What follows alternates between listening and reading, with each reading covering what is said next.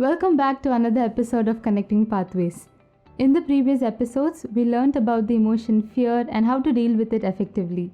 In this video, let us understand what sadness is, how it is different from depression, and how we can cope with sadness.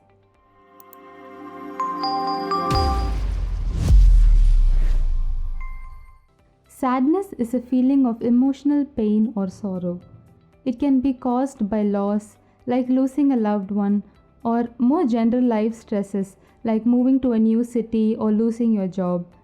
Sadness is a healthy emotion, although it might not be the most comfortable emotion and we do our best to avoid it. Sadness is valid. It teaches us to appreciate life, gives us insight into the inner world of others, and allows us to process life changes. What is the difference between sadness and depression?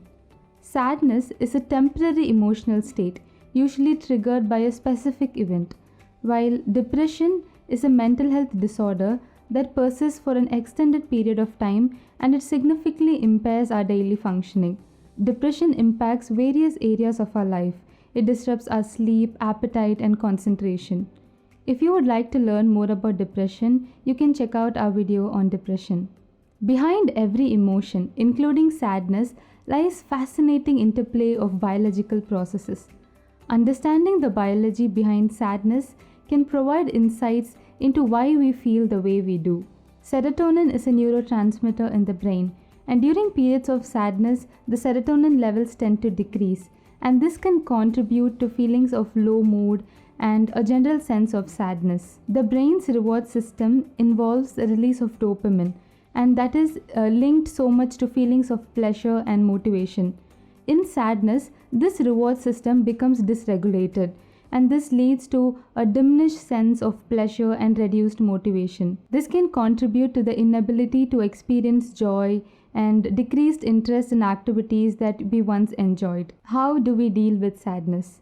Sometimes we can get over our sad feelings quickly because the things that cause sadness are removed.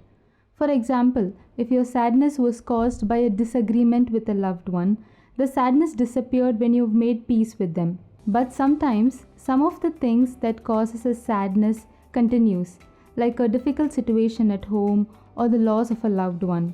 These seasons of sadness take time for us to build resilience and we learn how to cope with sadness. One way how we can deal with our sadness is expressing our emotions. Sometimes we tend to keep our sadness to ourselves and suffer alone. It can be because we don't want to appear weak or we think that we don't have anyone. It is important to identify people who care about you. It can be a friend, an older person like a teacher or a counselor. Crying is a natural and a healthy emotional response to sadness. An expression helps in emotional relief. Physical activity can be a powerful tool in dealing with sadness. Exercise stimulates the release of endorphins, also known as the feel-good hormones. These chemicals help elevate your mood and promote a sense of well-being, reducing the feelings of sadness and increasing overall happiness. It also helps to reduce cortisol levels, a hormone that is associated with stress. Another way that you can deal with sadness is to do the things that excite you and the things that you are good at when you are sad. Stay away from people, social media, or other sources of information that may trigger or increase your sadness. When you do things that you are good at, it activates the reward senses in your brain. In a situation where you can't change things that are happening, try to find different ways where you can focus your attention on, like learning a new language or trying different art forms like candle making, painting, or knitting. In conclusion, remember that you are strong and you are not alone. There is support available to help you through difficult times. Don't give up. Thank you and stay tuned for the next episode.